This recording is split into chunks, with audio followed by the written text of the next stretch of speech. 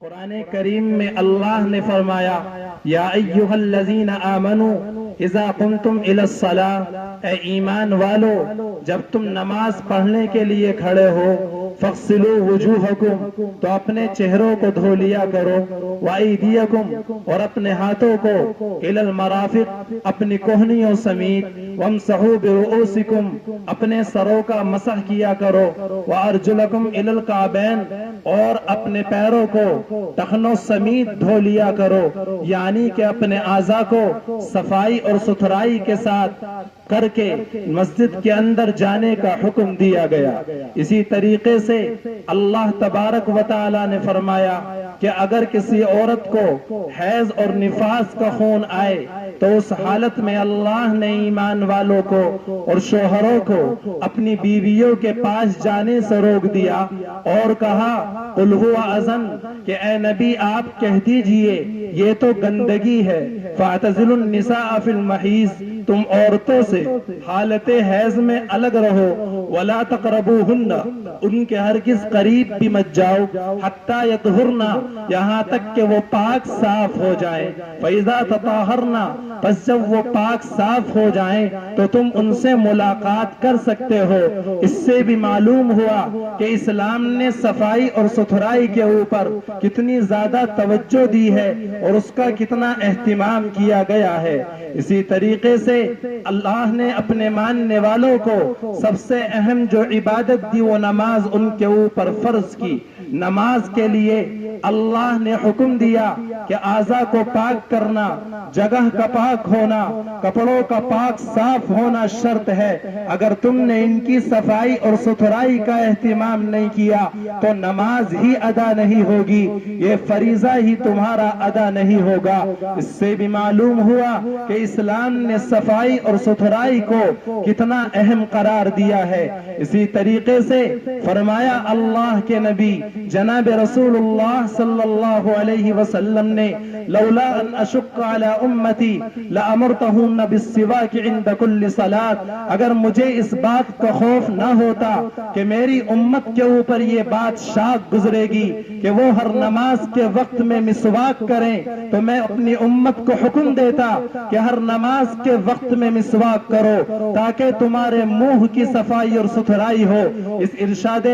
نبوی سے معلوم ہوا کہ اللہ کے نبی علیہ السلام یہ چاہتے ہیں کہ مذہب اسلام کے ماننے والے اپنے دانتوں کی صفائی کا اہتمام کریں، اپنے منہ کی صفائی کا اہتمام کریں۔ اسی لیے فرمایا گیا کہ کچی پیاز کھا کر کوئی مسجد میں نماز پڑھنے کے لیے نہ آئے، اس لیے کہ اس میں سے بو آتی ہے، اور اللہ کے وہ فرشتے جو مسجدوں کے اندر موجود ہوتے ہیں ان کو ایذا اور تکلیف پہنچتی ہے۔ اس سے اندازہ لگائیے کہ کس حد تک صفائی اور ستھرائی کا التزام کیا گیا۔ فرمایا گیا کہ اگر تم میں سے کوئی اپنی نیند سے بیدار ہو اور وہ نیند سے بیدار ہونے کے بعد بالٹی پانی کی بھری ہوئی ہو، اللہ کے نبی علیہ السلام نے ارشاد فرمایا اپنے ہاتھ کو اس پانی کے اندر نہ ڈالے، کیونکہ اسے پتہ نہیں اس کے ہاتھ نے رات کہاں گزاری ہے، ہو سکتا ہے کہ اس کے ہاتھ کے اوپر انجانے میں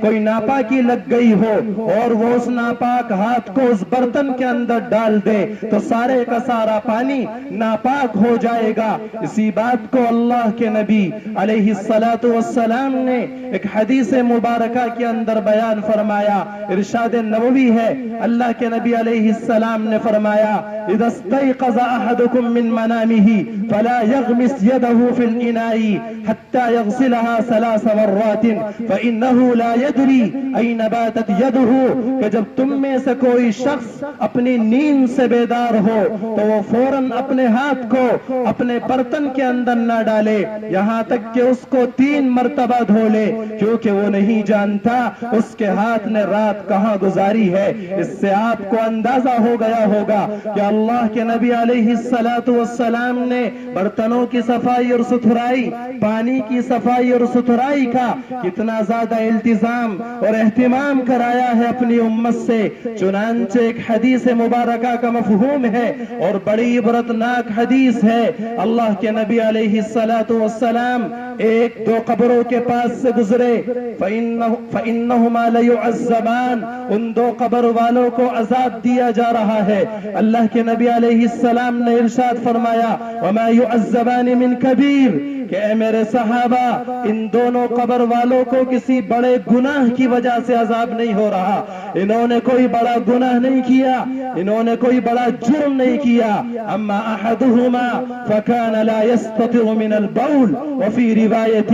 لا يستنزه من البول، ان میں سے ایک آدمی ایسا تھا وہ پیشاب کی چھینٹوں سے نہیں بچتا تھا، جس کی بنیاد پر اللہ نے اس کو عذاب قبر کے اندر مبتلا کیا ہے۔ واما الاخر فكان يمشي بالنميمه، اور دوسرا آدمی ایسا تھا جو چغل خوری کیا کرتا تھا، ادھر کی ادھر ادھر کی ادھر لگایا کرتا تھا۔ ان دو جرموں کی بنیاد پر ان دونوں قبر والوں کو عذاب دیا جا رہا ہے۔ اس میں پہلا شخص جس کے بارے میں اللہ کے نبی نے فرمایا کہ ان میں سے ایک پیشاب کی چھینٹوں سے نہیں بچتا تھا، یہ عبرت کا مقام ہے ان نوجوانوں کے لیے جو کھڑے کھڑے راستوں پر پیشاب کرتے ہیں، ان نوجوانوں کے لیے کہ جو اپنے کپڑوں کی صفائی اور ستھرائی کا اہتمام نہیں کرتے، ان نوجوانوں کے لیے کہ جو پیشاب کرنے کے بعد استنجے کا، بھیلے کا، پانی کا التزام نہیں کرتے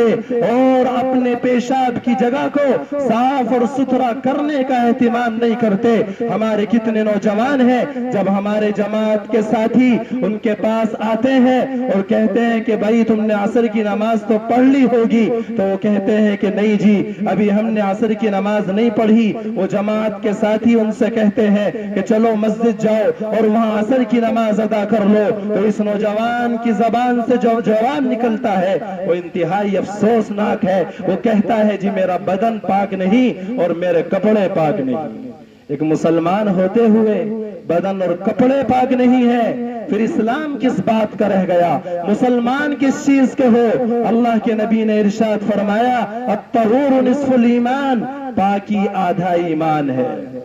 پاکی آدھا ایمان ہے۔ اور پاکی کو آدھا ایمان اس لیے قرار دیا گیا، شراح حدیث نے اس کی تشریح کی اور انہوں نے فرمایا کہ پاکی کو آدھا ایمان اس لیے قرار دیا گیا کہ ایمان قبول کرنے سے دلوں کی گندگیاں صاف ہوتی ہے اور غسل اور وضو کے ذریعے سے جسم اور بدن کی گندگی صاف ہوتی ہے۔ انسان ایمان قبول کرتا ہے، اس کے اندر کی چیزیں پاک ہو جاتی ہیں، وہ شرک اور کفر کی گندگیوں سے صاف اور ستھرا ہو جاتا ہے، اور انسان غسل کا، وضو کا، اپنے کپڑوں کی اور بدن کی صفائی اور ستھرائی کا اہتمام کرتا ہے تو اس کا ظاہر بھی پاک اور صاف